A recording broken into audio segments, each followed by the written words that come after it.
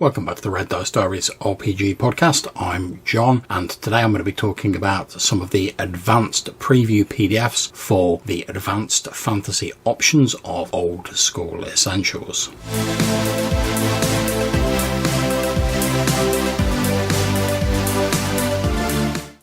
Okay, so just in case you're not aware of what Old School Essentials is, it's the sort of second iteration of the game that was originally called BX Essentials, which is a faithful reproduction of BX, or Basic Expert, D&D. Old School Essentials was created by Gavin Norman of Necrotic Gnome, and after doing a very successful Kickstarter with the core fantasy set for Old School Essentials, which, as I say, was the faithful reproduction of BX, there were a couple of advanced fantasy books released. One which had like class details in, extra races and stuff like that, which was the advanced fantasy genre rules. And also there was a book release which was Druid and Illusionist spells, providing spell lists and descriptions for two of the new advanced fantasy classes. And the idea of these advanced fantasy books was that they were going to take some of the slightly more complex options from AD&D and sort of retrofit them for the elegant simplicity of basic D&D. Now, Gavin Norman and Necrotic Gnome, in conjunction with Exalted Funeral, have just run a second Kickstarter. The Kickstarter is to produce an additional 2 advanced fantasy books, one which contains lots of new additional monsters, and the other which contains some treasures. I've been lucky enough to be able to help do a little bit of proofreading on the treasures book. I backed this on Kickstarter, and one of the additional bonuses is that there are also a couple of tomes available, so compiled rule sets. One is the Player's Tome, which has all the basic and advanced fantasy stuff that should be player facing in it, and the other is the GM's Tome, which, as you might expect, has all the basic and advanced fantasy details in it that the GM requires to run the game, so the monsters and stuff like that.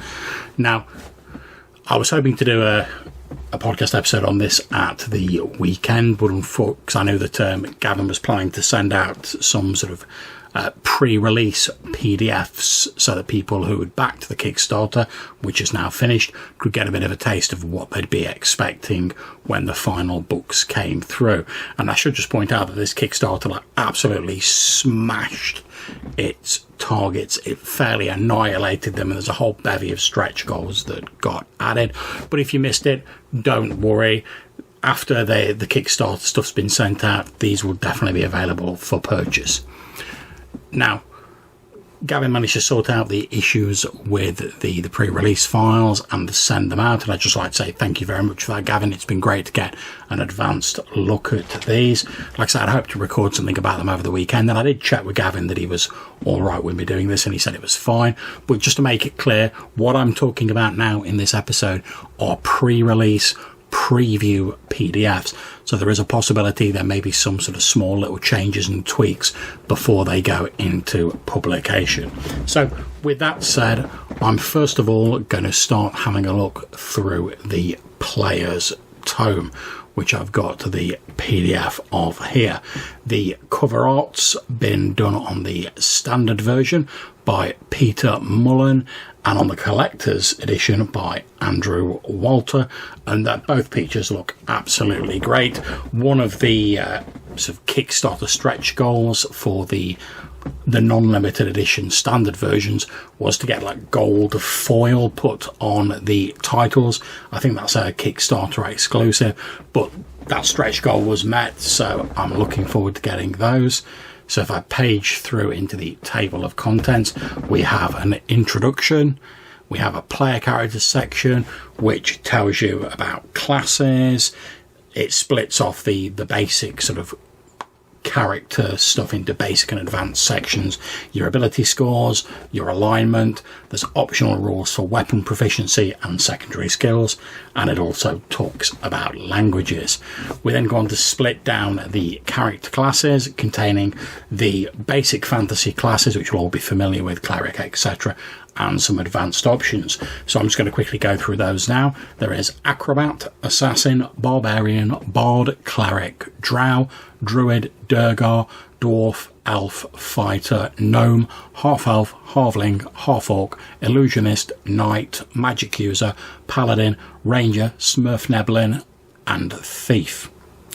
We also get a section which talks particularly about character races, and this is because one of the advanced options is you can split out the sort of race as class thing if that's not really your vibe.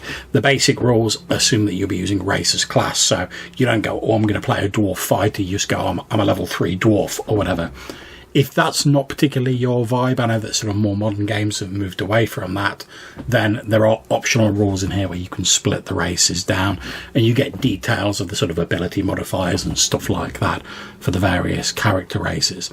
There's then a section on advancement talking about experience, wealth and hirelings.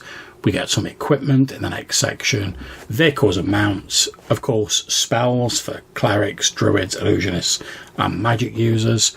We get a section on adventuring where it talks about the party organisation, time, weight and movement, saving throws, damage, healing and death, dungeon wilderness and waterborne adventuring, encounters, evasion and pursuit, combat, morale and a collection of combat tables. We get a small section after that on hired help, so retainers, mercenaries, etc. A bit on constructing and maintaining a stronghold, and then we get an index of tables and an index of spells. So that's the brief rundown. I'm just going to quickly page through this now, and I'm not going to highlight everything because this is a hefty old tome. It's nearly 250 pages of gaming goodness in there. So I'm just going to page through it and highlight a few things that particularly jump out to me. So here we go. We get a nice bit of terminology at the start, all the stuff and an introduction, all stuff that you'll be familiar with if you sort of do RPGs. But, if you're picking this up as your first game or because someone's trying to get you into the hobby, it's always handy to have that sort of basic information there so everyone can start off on the same footing. There's a brief description of what's in the book and also explaining that this book is a compilation of the core rules and character options of the Old School Essentials classic fantasy game, plus the advanced fantasy genre rules and advanced fantasy druid and illusionist spell supplements. You can get all of these books separately as little sort of individual books, but this is the tome, one of 2 compiled tomes, bringing it all together in case you prefer that hefty sort of 2-book feel. Okay, we've got a lovely piece of interior artwork there on page 10 and 11 showing the sort of party of adventurers sort of shadowy behind them, and then looking at this sort of pinkish light coming out of these catacombs, and what looks like wax, or I suspect some sort of ooze, is dribbling down the walls. Looks extremely unpleasant, but the artwork is absolutely beautiful. Okay, so we move on to the player characters section. It's breaking down the game stats for you, the ability scores, your class, your race, your level, your prime requisite, ability score, your alignment, your hit points, all of that stuff that we're all familiar with from D&D. Also in here, there's the ascending AC optional rule, the sort of default of Old School Essentials, staying faithful to older D&D, is to use Descending Armour class, or THACO as some people know it. I personally don't have a problem with THACO. I think it's fairly easy to work out, and you can always copy the table down onto your character sheet if you don't want to do that bit of working out. However, I personally do find Ascending AC just a little bit more intuitive and easier to explain to people. So I like to see the optional role in there, and to be honest, I use it in my game. In the character creation options, we get a bit of a breakdown, which gives you a couple of methods of doing character creation. There's the basic character creation, where your primary abilities are determined by a single factor, your character class, The character class also obviously determines your race using this basic option, or there's the advanced character creation method, which, as I said earlier, separates out race and class, and also sort of opens up the idea of multi-classing if you want to do that. And there's a page of sort of optional rules talking about how that can be accomplished. And one of the things I like to see is that Gavin doesn't really sort of push one of these methods over the other. He makes it very clear that it's not a case of, look, one of these methods is good, one of them is bad. It's just what's right for your group. And he takes the time to list out a few pros and cons of each method, which I think is a really nice thing to see. We then get a sort of breakdown of making a character using the basic method. And it's a simple sort of stage process where you just follow the steps through from roll ability scores, choose class, adjust ability scores, note your modifiers, note attack values, note saving throws and class abilities, roll your hit points, choose an alignment, note down known languages, buy equipment, note your armor class, note your level and the XP. If you're using secondary skills, which are an optional rule, note that down. And finally, pick a name for your character, and you are pretty much good to rock and roll, my friend. We then get another breakdown, a nice double-page spread. I know one of the things I love about Old School Essentials is this idea that you have a double-page spread which has all of the information you need for that particular subject on it. I think that's a really great idea, and I've certainly taken inspiration from that for the layouts of my own stuff that I've been producing recently. The advanced method of character creation is very similar, save that obviously you're now choosing a race and like multi-classing is an option for you. We then go on to see the breakdown of the different ability scores: strength, intelligence, wisdom, dex, constitution and charisma. Talks a little bit about the prime requisite score, which, depending on what your class is, gives you a bit of an XP bonus. We have that on one page. On the facing page are all the modifiers and little bits and pieces you need connected with your stats. So again, sticking to that whole double page spread idea, which I like so much. We get a page on alignment. We get an optional rule for weapon proficiency.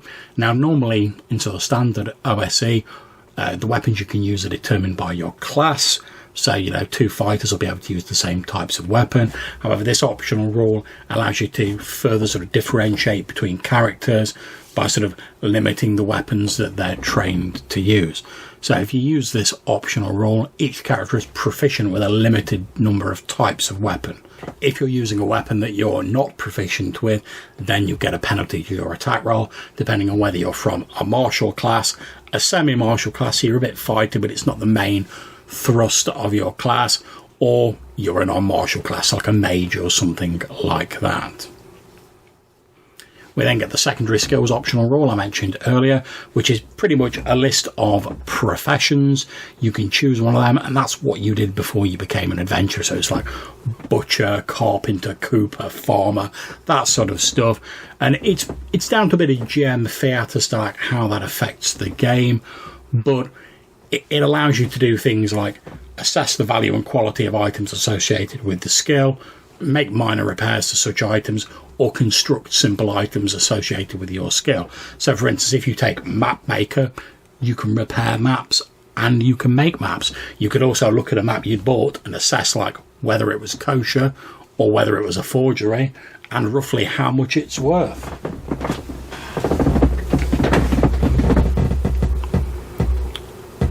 We've then got another lovely double page set of artwork on page 26 and 27 showing some adventurers going towards a sunken fortress.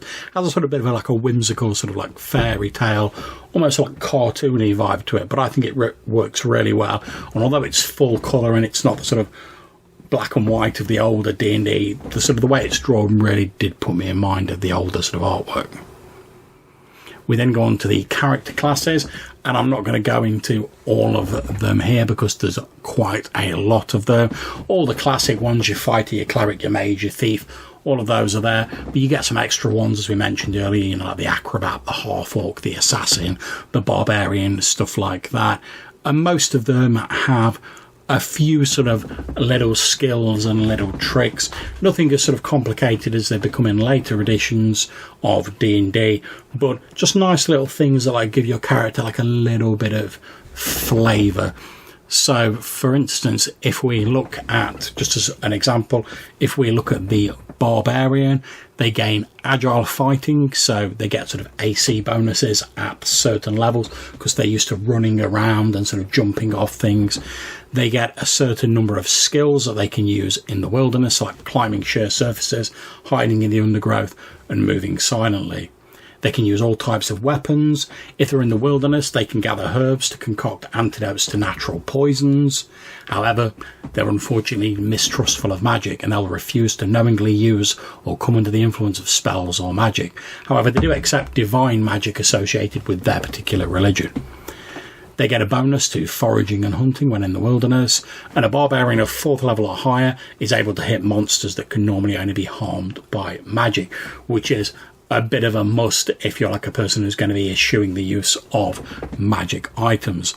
After you reach 8th level, you can call on your native people to form a great horde of warriors numbering 250 per level above 7th. The warriors are 1st level fighters with basic combat gear and can be mounted if that's customary for your culture.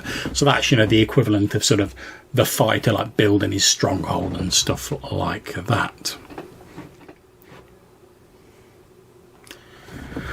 One thing I did notice is in the sort of section where it's talking about splitting race from class, in the sort of elf write-up, there's a very striking picture of like two sort of figures wrestling. One of them, the one whose face you can see, is obviously of elven origin and is lifting like a curved sword ready to stab it down. And I'm sure I've seen that picture before, maybe in a previous Old School Essentials book, but the reason I remember it is because it's like, it really is one of my favourite pictures. It's very dynamic, black and white, no nonsense, but absolutely love it. So that's on page 82 of the preview file.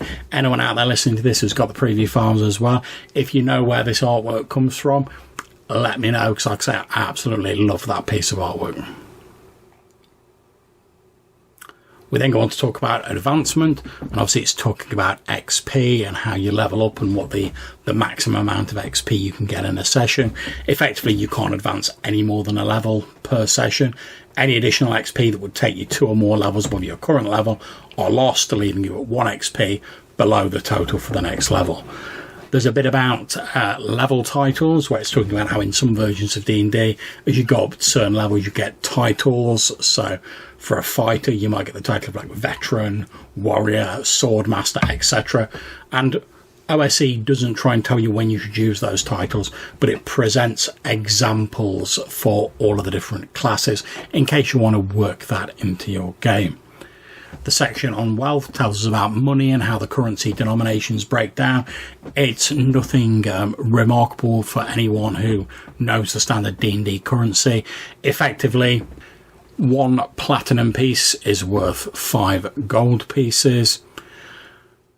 2 electrum pieces is worth 1 gold piece. 10 silver pieces is worth 1 gold piece. And 10 copper pieces is worth 1 gold piece. You start off with 3d6 times 10 gold pieces. There's a nice bit about leaving an inheritance, so like willing some of your wealth to your next character if your current one unfortunately dies, which might help to take the edge off for some people. There's a little bit about hirelings. It's making the distinction between mercenaries, or like hired soldiers who don't join the adventuring party when they go into dungeons and whatnot, but they can guard your camp, they can patrol and serve in a wilderness setting. Specialists are hired individuals who have a particular trade or special knowledge, so like your sages and people like that. We get an equipment section which gives you a very simple sort of basic list of equipment, and then moves straight into weapons and armour. And obviously it offers sort of AC for both ascending and descending AC. We get a section on poison, which is important because the assassin class tends to make use of them, and it breaks poisons down into 2 types: bloodstream poisons and ingested poisons. There are 4 types, type 1 to 4 bloodstream poisons, and 5 types of ingested poisons, each of which have a different chance of detection, a different onset time, and a different effect depending on whether you save or fail, at the poison save. So for instance, if you slipped someone a type 5 ingested poison, each dose costing about 1,000 gold pieces, they have a 0% chance of detection. The onset time is 1d4 turns. Then after the 1d4 turns, they make their poison save. If they succeed, they take 30 hit points of damage, but assuming the damage doesn't kill them, they're still alive. If they fail their save, they are dead. That is it. So poisons, certainly the more expensive ones, can be pretty brutal. We go on to talking about vehicles and mounts, which gives you sort of like stat breakdowns for various vehicles, carts, wagons, etc. And you get some statistic for animals of burden, such as camels, draft horses, mules, riding horses, war horses, etc. We also get a section on water vessels, telling you all about how much various boats cost. They're split into two types of ship. There is the seaworthy vessel, which you can sail away from the coast and go out into the oceans with minimal fuss. And there's unseaworthy vessels where if you're on a river or you're within sight of the coast, it's probably grand. If you move away from it, things are going to start getting a little bit dicey for you.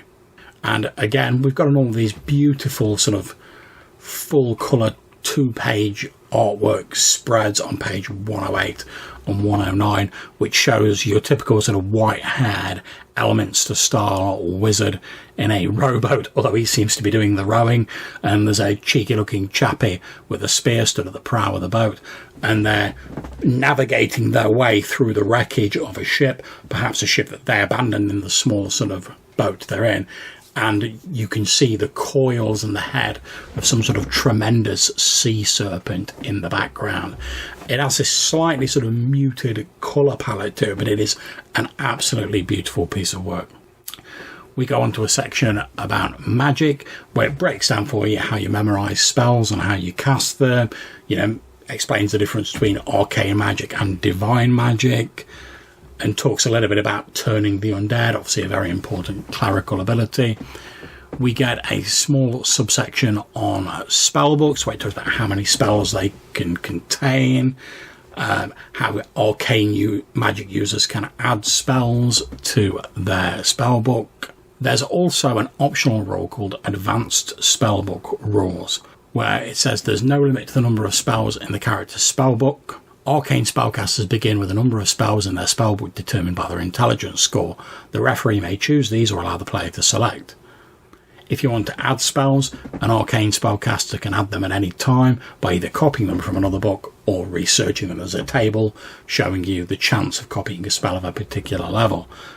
Obviously, it talks about the cost of replacing a lost spellbook and stuff like that, although it does specify that each arcane spellcaster's spellbook is written so that only the owner is able to read it without the use of magic.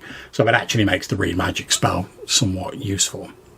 There's a section on magical research, and then we go straight into the spell list. First of all, we get a sort of breakdown of them, just showing the names and what levels they're at for the clerics, druids, illusionists and magic users. Another nice piece of artwork, and then we go into the actual spell descriptions themselves, which have a nice little bit of detail in, but they're not sort of too lengthy or too sort of overblown. Each spell is broken down by the name, the duration, the range. You get a little bit of a description, then there's normally 3 to 4 bullet points underneath which specify any sort of peculiar restrictions or any sort of odd sort of side effects that you can get from spells. After the spells, we get into the adventuring section, where it talks about party organisation, saying that the ideal size of a group is between 6 and 8 characters. It also says it's wise to have a mix of different classes, and talks a little bit about how if you bring new people in, how you can handle the sort of level disparity. It's recommended, according to the book, that if you're going to have characters more than 4 levels apart, they should adventure separately to sort of build themselves up a little bit. Or, I suppose, as I'd probably do, you could just have someone start off at the same level as the lowest person in the existing party. It talks a bit about marching order having a caller, you know, someone who acts as a spokesperson for the party, which is something I love that seems to have been like phased out of later versions of D&D. Talks about having someone as a mapper and someone as a sort of quartermaster who divides the treasure, and we have a person who does that in our game. Thanks very much, Rob. We go on to a section about tracking time, movement in rounds and turns, etc. There's optional rules for encumbrance. We then get rules for ability checks and saving throws, damage, health, healing and death. The standard rules are that if you're reduced to 0 hit points or less, you're killed. I mean, obviously you can tweak that if you want, but they're the sort of out by the book rules. In terms of healing, for each full day of complete rest, a character or monster gets 1d3 hit points back. And obviously you can also use magic to heal people. If a character is killed by a destructive spell, their equipment's assumed to be destroyed. Magic items in their possession might get a save if they're lucky to survive destruction. There's also some optional rules on sort of returning from death, i.e. resurrection, and your chances of survival, depending on whether you choose to include that in your game or not. We get a section on hazards and challenges like climbing, moving in darkness, falling damage, losing direction when you're in the wilderness, starvation, swimming, wandering monsters, etc. We then get a section for what the players might have to deal with on dungeon adventuring, so secret doors, locked doors, stuck doors, listening at doors, movement in a dungeon setting, how often you need to rest and what penalties you take if you don't, searching dungeons for traps, secret doors, etc., how triggered traps can affect you, and a little bit about wandering monsters, although I'm assuming there'll be more about this in the GM tome. We get a similar thing for wilderness adventuring, presenting the player-facing mechanics related to that, likewise for waterborne adventuring, and we get a little bit about encounters, so giving the standard encounter sequence. You roll surprise, you check to determine how far away the monsters are, you roll initiative, then you alternate taking your actions, and once everyone's taken an action, that turn has passed and you go back to the start of the sequence. I really love this. I like the fact there's a distinct sequence in here for every stage of the game that you can literally, especially if you're a new GM, but even for like people who've been GMing for ages like me, I love just having a sequence there which you can follow. And if you stick to it, to be honest, you're probably not going to go far wrong. And later on, when you're more comfortable, you can start elaborating on that, tinkering with it a bit, getting it to suit your own particular needs. We get a section on evasion and pursuit. We move on to some more details about combat, so how to make attack rolls, whether it's melee or missile attacks, how to roll for initiative, how spellcasting works in the middle of a combat. We get a double-page spread talking about other potential combat issues, so attacking from behind. There's an optional rule for attacking with 2 weapons, because, you know, players love that. Blindness, bombing people, so flying creatures dropping rocks on them. There's optional rules for charging into melee, invulnerabilities, making missile attacks on targets in melee, rules for paralysed opponents, parrying, spacing, you name it, it's in this double page spread. Very useful. There's a section on morale, which I really love.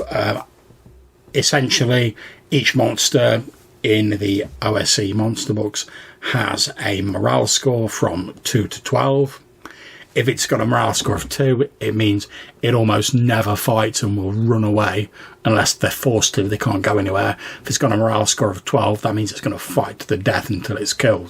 When the referee has to make a morale roll, they roll 2d6 and compare the result against the monster's morale score.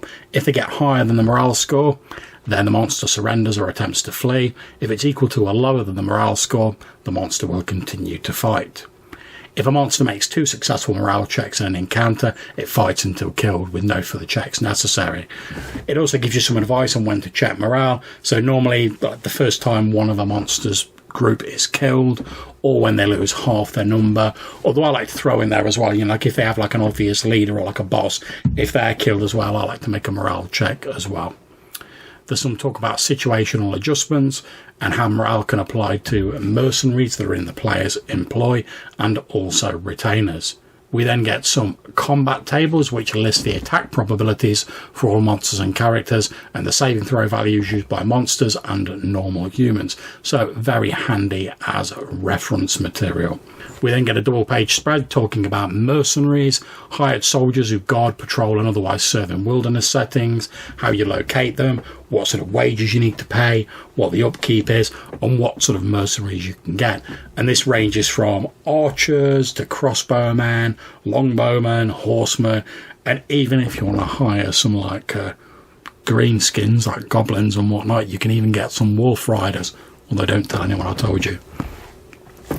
We get a double page spread on specialists, which tells you how you hire them, what services they can provide, and this covers everything from alchemists, animal trainers and armourers, up to sailors, ship's captains and spies. Again, there's another absolutely beautiful piece of artwork on page 236 and 237, which shows a priestess in front of a sort of grotesque, almost Cthulhu-like statue, and she's standing in a pool and tipping some sort of water out of what looks like a golden vessel before the statue. Again, beautiful piece of work.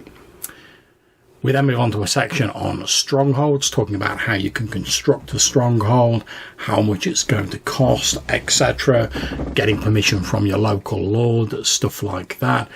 We then segue into domain management, so keeping your lands clear of monsters, attracting settlers, maybe squeezing them for a little bit of that sweet, sweet tax money.